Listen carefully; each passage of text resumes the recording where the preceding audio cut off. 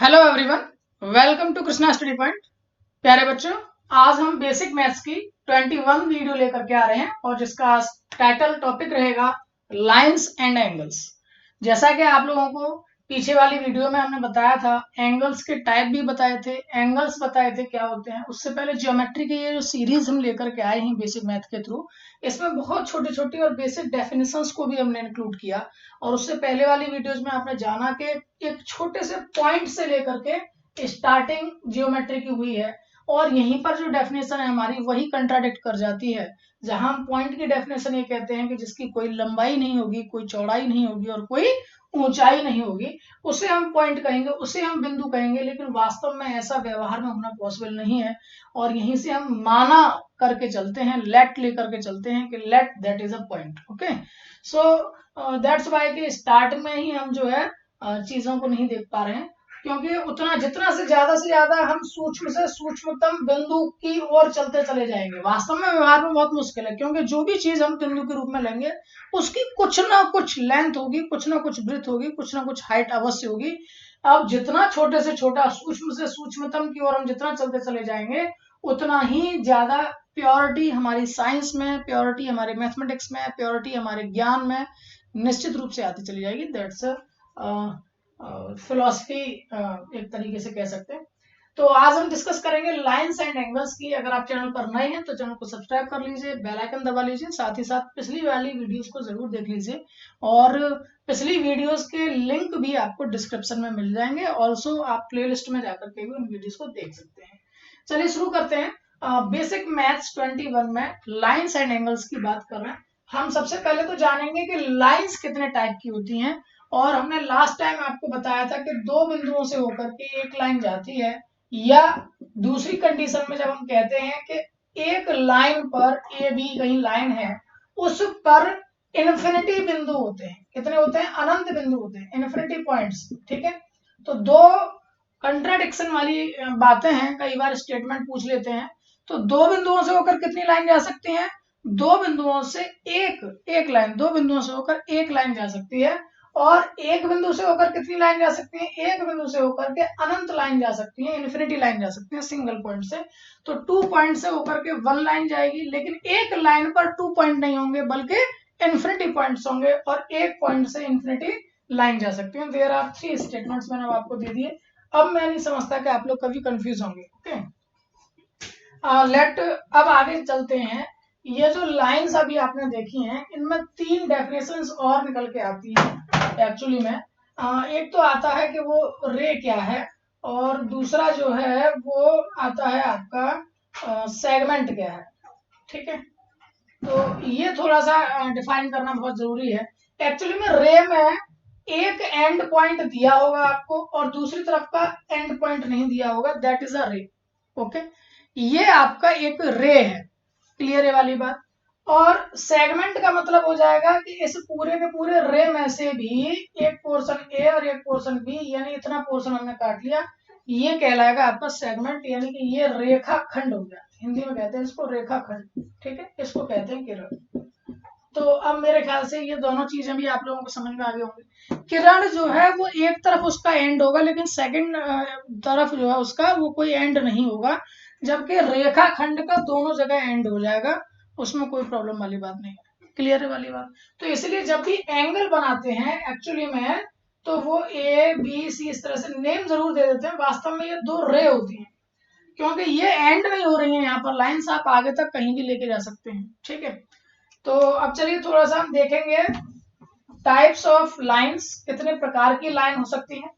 और साथ ही साथ में मैं आप लोगों को बता दूं कि यदि आप चैनल पर नए हैं तो और कॉम्पिटिटिव स्टडीज की आप अपना अध्ययन करना चाहते हैं, अपना 9, 10, 11, 12 में बेशक हो आप, लेकिन आप 12th के बाद किसी कंपटीशन की ओर जाना चाहते हैं, गवर्नमेंट जॉब की तैयारी करना चाहते हैं, तो कुछ सीरीज आप लोगों को चैनल पर मिलेंगी। एक स्टैटिक जीके के नाम से है और एक पता है के नाम से है। पता है सीरीज में जहां आपको क्वेश्चंस मिल रहे हैं। ठीक है, 25 से 30 क्वेश्चन उसमें कराए जाते हैं। वो क्वेश्चंस आपके लिए बहुत इंपॉर्टेंट रहते हैं और ऑब्जेक्टिव टाइप से जिस तरह से पेपर में पूछे जाते हैं वही क्वेश्चंस हैं। और स्टैटिक जीके में ऐसी जीके और जीएस की तैयारी आप लोगों को कराई जा रही है जिसमें कि जो फिक्स चीजें हैं और जो एक एक टॉपिक लेकर के उसको बड़ा डिटेल में और पूरा रिसर्च करके और आपको बेस्ट मटेरियल प्रोवाइड कराने की कोशिश की जा रही है, तो आप लोग वो भी वीडियोस को देख सकते हैं, प्लेलिस्ट आपको मिल जाएगी। चलिए, मैं बात कर रहा था टाइप ऑफ लाइन की, और जो स्टैटिक जीके का पोर्शन है वो भी मैं आप लोगों को दिखा देता हूँ एक्चुअली। ठीक है, ये आपको सीरीज मिलेगी कृष्णा स्टडी पॉइंट की ओर से, स्टैटिक जीके, जीके और जीएस के जो मुख्य टॉपिक हैं ये इसमें कवर किए जाते हैं। सभी प्रतियोगी परीक्षाओं जैसे पुलिस, एसएससी है, रेलवे है और टेट, सुपर टेट, ये सारे जो हैं टेस्ट, इन सब में वो काम में आ सकती है। तो ये स्टैटिक जीके है और कोशिश करेंगे इसको धीरे धीरे बढ़ाने की और पीसीएस लेवल तक लेके जाने के लिए। तो इसलिए आप लोग अगर इस तरीके से भी कंपटीशन की तैयारी करना चाहते हैं तो ये स्टैटिक जीके सीरीज जो है वो आपके लिए बहुत हेल्पफुल रहेगी, आई होप सो। और अभी तक अगर आपने चैनल को सब्सक्राइब नहीं किया है तो चैनल को सब्सक्राइब कर सकते हैं। चलिए, बात अब करते हैं हम टाइप्स ऑफ लाइन की। ठीक है, टाइप्स ऑफ लाइन को हम देखते हैं। अब आपको देखिए स्क्रीन पर दिख रही होंगी, ये जो यहाँ आपको दिख रही हैं, these are the lines. First line आपको दिख रही होगी हॉरिजॉन्टल। ठीक है, तो ये जो हॉरिजॉन्टल लाइन है ये आपको ये सिंपली इस तरह से आपको दिख रही है। ठीक है, हॉरिजॉन्टल का मतलब जो क्षैतिज लाइन, इसको हिंदी में बोलते हैं क्षैतिज, जमीन की तरह से। ठीक है, जिस तरह से जमीन है नीचे फ्लैट, उस तरीके से ये फ्लैट लाइन को ही हम हॉरिजॉन्टल लाइन या क्षैतिज रेखा कहते हैं। ठीक है, हॉरिजॉन्टल लाइन या क्षैतिज रेखा कहते हैं। इसके बाद में आपको एक इस तरह से दिख रही है, दैट इज वर्टिकल लाइन। ठीक है, इसको हिंदी में ऊर्ध्वाधर कहते हैं। इस वर्ड को देख करके जरा बड़े कंफ्यूजन हो जाती है, तो ऊर्ध्वाधर। ठीक है, ऊपर की ओर जो इस तरह से खड़ी हुई लाइन को कहते हैं, ये पड़ी हुई लाइन कहलाती है, कभी कभी ये खड़ी हुई लाइन कहलाती है। ऐसी भी भाषा या ऐसे वर्ड्स आपको सुनने को मिल सकते हैं। तो ये पड़ी लाइन, ये खड़ी लाइन, ये क्षैतिज रेखा, ये ऊर्ध्वाधर रेखा, और जो आप देख रहे हैं ये वर्टिकल लाइन हो गई। ठीक है, तो आई थिंक ये बात समझ में आ गई। इसके बाद में आपको एक डायगोनल भी मिल सकती है, इस तरह से जो मिलती है लाइन, टेढ़ी लाइन, वो डायगोनल लाइन कहलाती है, डायगोनल लाइन। ठीक है, इसके बाद चित्र में आपको दिख रही है ये इस चित्र में आपको इधर राइट हैंड साइड पर जो चित्र आपको दिख रहा है, तो इसमें आपको देखने को मिलेगा ये पैरेलल लाइंस है। कैसी लाइन है ये? पैरेलल लाइन है, पैरेलल लाइन है। ठीक है, इस तरीके से हम इसको देख सकते हैं, ये पैरेलल लाइन। ओके, और ये जो एक लाइन के ऊपर एक और लाइन जो कि 90 डिग्री का एंगल बना रही है, तो वो कैसी होंगी? Perpendicular line. ये आपकी पैरेलल हो गई और ये आपकी परपेंडिकुलर हो गई। परपेंडिकुलर को भी हिंदी में कहते हैं लंबवत। ठीक है, परपेंडिकुलर। इन दोनों लाइनों को शॉर्टकट में कुछ लिखा जाता है, इसको हिंदी में कहते हैं समांतर लाइन, समांतर रेखा, और ये लंबवत रेखा। इनको शॉर्टकट भी कभी कभी हम लिख देते हैं इस तरह से, ये पैरेलल। ठीक है, ये पैरेलल के लिए चिल्ड्रन बनाया हुआ है इस तरीके से, दो लाइन पैरेलल वाली और एल कर देंगे उसको, और परपेंडिकुलर के लिए भी इस तरह से। ठीक है, उसका सिंबल बना देते हैं परपेंडिकुलर का और ER लगा देते हैं ऊपर। तो इस तरह से पैरेलल और परपेंडिकुलर पढ़ा जाता है। तो ये भी मैंने आप लोगों को एक्चुअली में सिंबल बता दिए हैं। इसके बाद में जो एक और लाइन आती है, वो दो लाइन जो कि आपकी हॉरिजॉन्टल या वर्टिकल होती हैं, उन्हीं को टिल्ट करके और एक दूसरे को कट करती हुई जो लाइन होती है, these are the intersecting line, these are intersecting line. ठीक है, हिंदी में कहते हैं इनको प्रतिच्छेदन रेखा, प्रतिच्छेदन रेखा। एक दूसरे को प्रतिच्छेदन करते हुए जो रेखाएं होती हैं वो आपकी प्रतिच्छेदन रेखाएं कहलाती हैं, इंटरसेक्टिंग लाइंस कहलाती हैं। तो आई होप कि आपको अब ये चित्र के अनुसार भी सारी चीजें एकदम क्लियर हो गई होंगी, और मैं समझता हूं कि अब आपको आसानी होगी टाइप ऑफ लाइन समझने की। तो अभी हम केवल लाइंस के अंतर्गत घुसे हैं। अब हम देखेंगे कि ये जिस तरह से ये प्रतिच्छेदन यानी इंटरसेक्टिंग लाइंस थी, तो इनके बीच में अभी इस तरह से एंगल बन रहे हैं। दूसरा, अभी अभी जो आपने देखा पैरेलल लाइन थी, तो इनके भी बीच में इस तरह से अगर ये एंगल बनना है, ये किस तरीके के एंगल हैं, इन सब के बारे में भी हम जानते हैं। चलिए, मैं लेके चलता हूं आपको दूसरे स्क्रीन पर। अब आपको दिखेंगे जो दूसरी भी चीजें हैं, ये भी आई होप सो कि अब आपको बोर्ड पर ये लाइन दिख रही होंगी, एंगल्स इन पैरेलल लाइंस। ये सारे के सारे जो एंगल्स आपको दिख रहे हैं ये पैरेलल लाइन पर हैं। आप लोगों को पहली वाली जो इमेज दिख रही है, ये पूरी की पूरी इमेज में जो पहला फिगर दिख रहा है एक्चुअली, तो उस फिगर में आपको देखने को मिल रहा होगा जो करस्पॉन्डिंग एंगल्स हैं वो कैसे होते हैं। करस्पॉन्डिंग एंगल्स जो हैं वो एक जैसे एंगल्स होते हैं और बराबर भी होते हैं। दूसरे वाले इमेज फिगर में आपको दिख रहे हैं अल्टरनेटिव एंगल्स। बारीकी से समझ लीजिएगा इन तीनों चीजों को। बारीकी से, बहुत बारीकी से समझ लीजिएगा कि जो करस्पॉन्डिंग एंगल्स है वो भी बराबर होते हैं, अल्टरनेटिव जो एंगल्स हैं वो भी बराबर होते हैं, जबकि इंटीरियर एंगल्स जो हैं उनका जो योग है, उनका जो सम है वो हमेशा 180 डिग्री का होता है। उनका जो सम होगा वो हमेशा 180 डिग्री का होगा। ठीक है, तो ये अब आपको मैं लेकर के चलता हूँ, एक ही फिगर में हम समझने की कोशिश करेंगे कि अगर मैं उनके नेम देता हूँ, आप लोग एक बार और अच्छे से देख लीजिए, बुक में पेन से अपना नोट कर लीजिए, कॉपी में अपनी में। ठीक है, कौन से इंटीरियर एंगल है, कौन से करस्पॉन्डिंग एंगल है, और कौन से अल्टरनेटिव एंगल्स है। ठीक है, कौन से एकांतर कोण हैं, करस्पॉन्डिंग एंगल्स हैं। ठीक है, कौन से इंटीरियर एंगल्स यानी आंतरिक कोण हैं। इस तरीके से आप लोग उसको देख लीजिए। हम वापस आते हैं और फिर मैं आपसे पूछता हूं कि कौन से अल्टरनेट एंगल हैं, कौन से इंटीरियर एंगल हैं और कौन से करस्पॉन्डिंग एंगल हैं। ये देखिए, दो पैरेलल लाइन मैंने बना ली है, मान लीजिए एम और एन, और एल लाइन उनको कट कर रही है। ये लाइन भी को कहलाती है, ये ट्रांसवर्सल लाइन कहलाती है, तिर्यक रेखा हिंदी में कहते हैं, लेटेंट। ठीक है, तिर्यक रेखा। ठीक है, दो पैरेलल लाइन है, उनको ये कट कर रही है। सपोज कीजिए कि ये अगर एक्स एंगल, या ये 1 है, ये 2 है, ये 3 है, ये 4 है, ये 5 है, ये 6 है, ये 7 है, ये 8 है। जानबूझ के मैंने क्रम बिगाड़ा है। मैं एक्चुअली मैं आपसे पूछना चाहता हूँ कि एंगल 7 के इक्वल्स कौन कौन से एंगल्स होंगे। एंगल 7 के इक्वल एंगल कौन कौन से होंगे। अभी अभी जो आपने चीजें पढ़ी हैं उसके हिसाब से, अभी आपने इमेज में जो देखा था उसके अकॉर्डिंग कौन कौन से एंगल 7 के इक्वल होंगे। तो अभी अभी आपने एक कॉर्ड इस तरीके देखे थे कि इस तरह से ये और ये जो एंगल हैं ये बराबर होंगे, ये और ये जो एंगल है ये बराबर होंगे। इन एंगल्स को क्या कहा है और क्या आप कह सकते हैं, ये मुझे बताइए जरा जल्दी से। आप लोग कमेंट करके भी मुझे आंसर बता सकते हैं। आप जब कमेंट करेंगे तो उसमें आपके आंसर्स मुझे दिख जाएंगे। ये किस टाइप के एंगल्स है, मैंने सिर्फ आपसे ये पूछा है। ये वाले जो एंगल्स मैं आपको दिखा रहा हूं, ये किस टाइप के एंगल हैं। ये करस्पॉन्डेंस एंगल कहलाते हैं।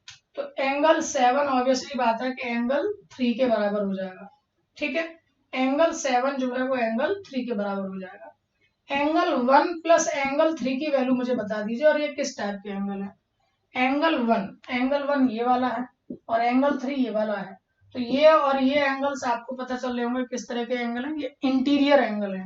कैसे एंगल है, इंटीरियर एंगल है, और इंटीरियर एंगल का हमेशा सम कितना होता है, 180 डिग्री होता है। इस बात को आप अच्छे से समझ लीजिए।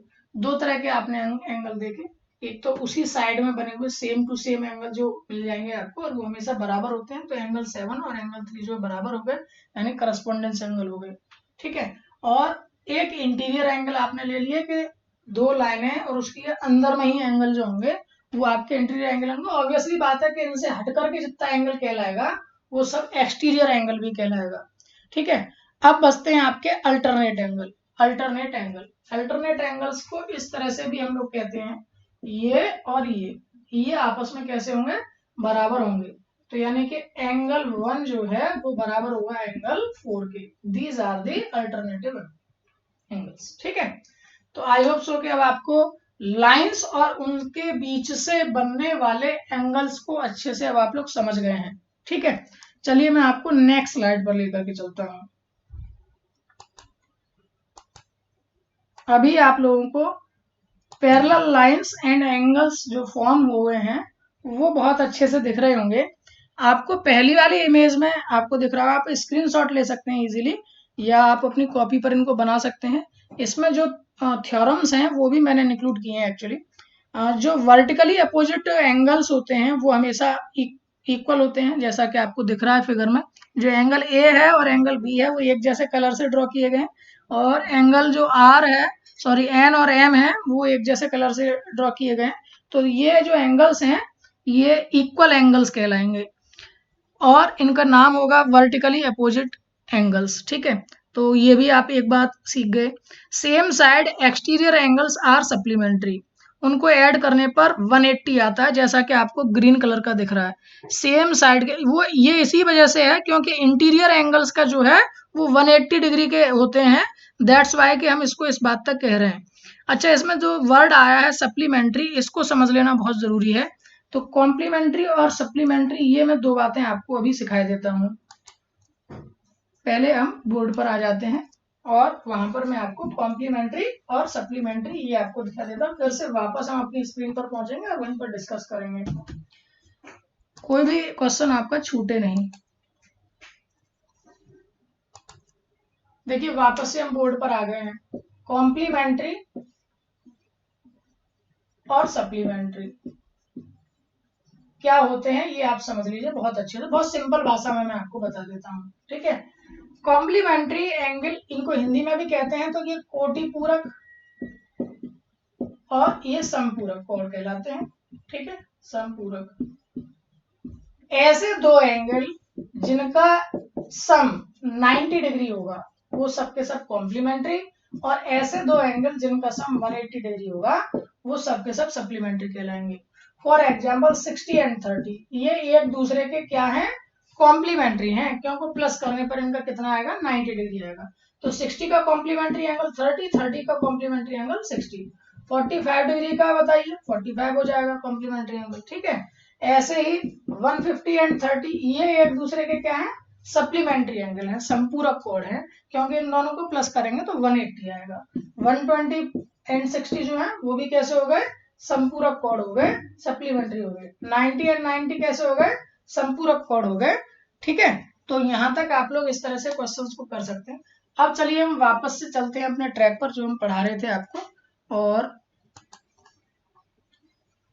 चलिए वापस आ गए हैं हम। अब आपको दिख रहा होगा जो सप्लीमेंट्री जो वर्ड है अभी आपके लिए नया नहीं है। तो जो सेम साइड एक्सटीरियर एंगल्स होते हैं वो सबके सब सप्लीमेंट्री होते हैं, जैसा कि आपको कलरफुल में दिखाया गया है। फिर इसके बाद में सेम साइड इंटीरियर एंगल्स हैं वो भी सप्लीमेंट्री होते हैं, जैसा कि अभी मैंने पीछे वाली वीडियोस में बताया था। करस्पॉन्डिंग एंगल्स आर इक्वल, ये भी हमने अभी बताया था। पिछली स्लाइड में हमने बताया आपको कि कौन से करस्पॉन्डिंग है, कौन से अल्टरनेटिंग है, ठीक है। अब यहाँ पर हम उसके थ्योरम भी आपको बता रहे हैं कि एक्चुअली में इनके साथ रिलेशन क्या है, किस तरह से इक्वल पोर्शन में आते हैं। तो ये मैंने जस्ट अभी आपको करके भी दिखाए हैं, तो आई होप सो कि आपके समझ में इजीली आ गए होंगे, आपको ये पिक्चर अच्छे से समझ में भी आ रही होगी।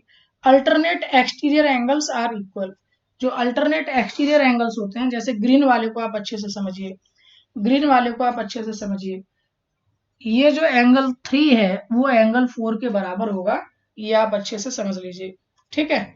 अगर वीडियो आपको ढंग से नहीं दिखाई दे रहा है तो आप उसकी जो क्वालिटी है उसको, वो जो ऑटोमेटिक 144 पर हो जाता है उसको आप 480 पर कर लीजिए, आपको बहुत अच्छे से साफ साफ चीजें दिखाई देंगी, ठीक है। चलिए यहां तक आपके समझ में आ गया होगा आई होप सो। तो ये आज लाइंस एंड एंगल्स के बारे में हमने डिस्कस किया है, और आई होप सो कि अब आपकी सारी जो चीज़ें हैं वो एकदम क्लियर हो गई होंगी, कंप्लीट हो गई होंगी। और इसी के साथ साथ हमने काफ़ी सारे चीज़ों के बारे में जान लिया है, और अब इनके क्वेश्चंस भी हम कर सकते हैं। कई बार देखिए इस तरह से एक क्वेश्चन आता है, मैं आपको एक क्वेश्चन करके भी दिखा देता हूँ। मान लीजिए इस तरह से कोई लाइन दे दी है और ये एंगल आपको दे दिया है 50 डिग्री, ठीक है। और आपसे कह दिया गया है एक्स, इसकी वैल्यू निकालिए, फिर वाई इसकी वैल्यू निकालिए, और फिर किसकी और वैल्यू निकलवा लें, इसकी निकलवा लें, जेड इसकी वैल्यू भी निकालिए, ठीक है, इसकी वैल्यू भी निकालिए। तो बहुत सारी चीजें पूछ सकते हैं वो एक्चुअली।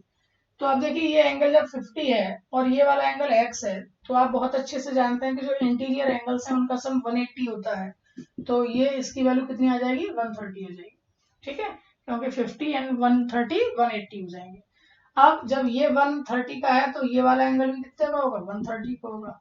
और ऑब्वियसली बात है कि ये इस तरह से बन गया ना, ये दो पैरेलल लाइन, एक ट्रांसवर्सल लाइन, ये एंगल 50 का है, तो ये वाला बताओ जरा, ये वाला कैसा हो जाएगा, ये वाला आपका 50 डिग्री का ही हो जाएगा, ठीक है। अल्टरनेटिव एंगल्स बनना है, जैसा कि अभी अभी आपको सिखाया गया था। तो इस तरीके के बहुत सारे क्वेश्चंस अब आप लोग करके देख सकते हैं, प्रैक्टिस कर सकते हैं। यहाँ बेसिक मैथ की सीरीज में बेसिक नॉलेज आपको केवल दी जा रही है, जिससे कि जो आपके कंसेप्ट हैं वो एकदम क्लियर हो जाए। आई होप सो कि आपको वीडियो पसंद आया होगा। तो जैसा कि आपको नीचे दिख रहा है, लाइक एंड शेयर करना ना भूलें। साथ ही साथ में न्यू जो आपके जानने वाले हैं उन सबको चैनल के बारे में बताइए ज़्यादा से ज़्यादा, और चैनल को सब्सक्राइब कराइए, और यूं ही कृष्णा स्टडी पॉइंट को अपना प्यार देते रहिए। मिलेंगे नेक्स्ट वीडियो में, तब तक के लिए नमस्कार।